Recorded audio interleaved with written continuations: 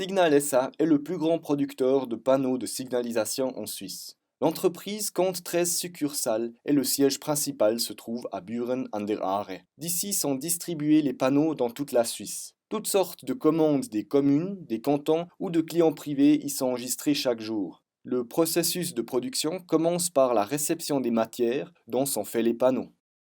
Des matériaux de tout format sont livrés ici. Certaines pièces doivent être découpées alors que d'autres peuvent être traitées directement. Les pièces qui ne sont pas pré-usinées sont découpées au laser dans une tôle d'aluminium. La combinaison de plusieurs commandes permet d'optimiser l'utilisation de la surface de tôle, de sorte à produire le moins de déchets possible.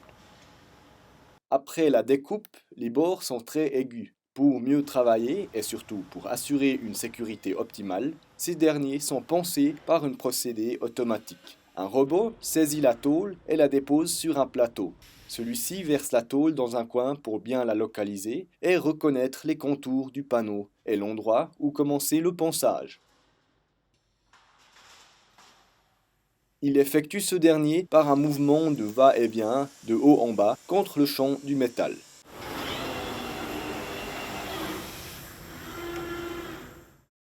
Ensuite, les panneaux doivent être nettoyés et leur surface neutralisée. Fixés dans ce cadre vert, ils sont trempés dans plusieurs bains. Le premier trempage dure quelques minutes. Les prochains consistent en une simple plongée. Dans le dernier bassin, la passivation, qui évite une oxydation des panneaux, dure à nouveau un peu plus. Finalement, les futures signalisations sont mises à sécher dans un four pendant une quinzaine de minutes.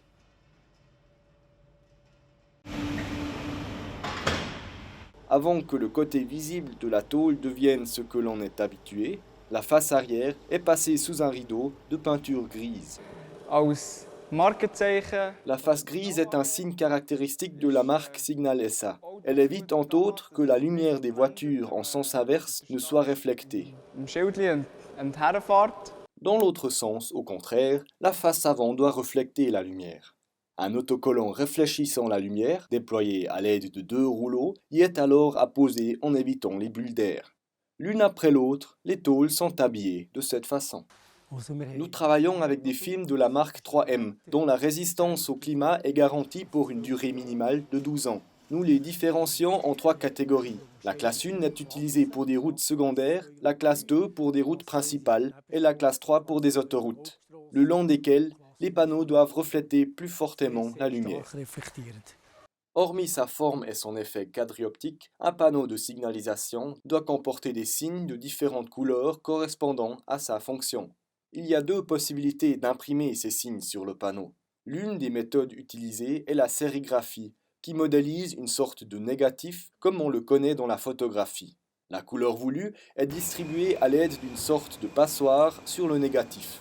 Un passage avec un léger mouvement suffit pour que la couleur soit appliquée aux endroits voulus. Pour la suite, les panneaux sont séchés dans un four à 80 degrés. Pour une deuxième couleur, un deuxième passage est nécessaire. La préparation de cette procédure prend beaucoup de temps. C'est pourquoi qu'elle n'est appliquée qu'aux grandes séries. Pour des panneaux individuels, un collage des signes est plus efficace. Les formes des signes sont dessinées par un ordinateur. Une machine spéciale, commandée par ce même ordinateur, les découpe ensuite dans un film plastique coloré. Ce signe est enfin collé sur le panneau quadrioptique. Chaque panneau est protégé par un cadre. Ce dernier est constitué d'un tube qu'une machine recourbe jusqu'à l'obtention de la forme du signal. Pour finir, le cadre doit encore être soudé et assorti d'un pied. Le montage du panneau est réalisé à l'usine de Büren an der Aare.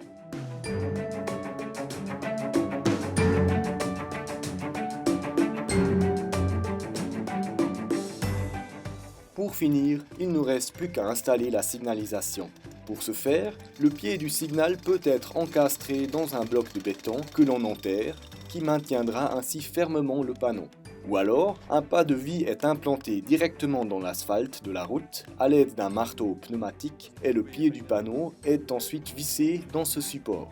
Le panneau dans son cadre est vissé à son tour sur le pied et la nouvelle signalisation est en place.